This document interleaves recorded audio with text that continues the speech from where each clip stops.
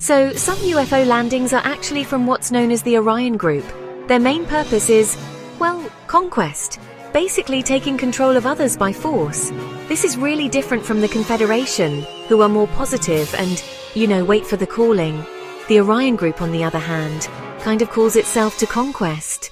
What they're really after is finding certain entities that resonate with their own vibrational complex, and then honestly, to enslave the unelite, those who aren't of the Orion vibration. The landing in Pascagoula back in 1973, when Charlie Hickson was taken aboard, was, well, quite an anomaly. It wasn't really the Orion influence, nor was it Ra's peoples in thought form. Instead, it was actually a planetary entity of Earth's own vibration, which, sort of innocently, came through quarantine in a random landing. On board, they used his life experience, focusing especially on his experience of war. They did this just to learn, like as if they were watching a movie. They experience a story and identify with the feelings, perceptions, and experiences of the hero.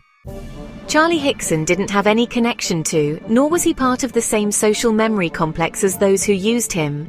They used his war experiences to learn more about the L.o.1. Charlie actually described the entities who picked him up as, well, rather unusual.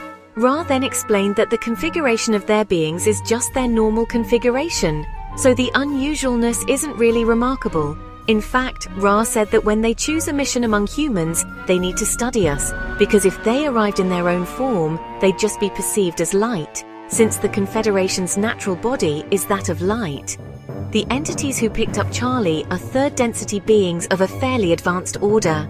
They were able to pick up Charlie because before incarnation he chose to be of service.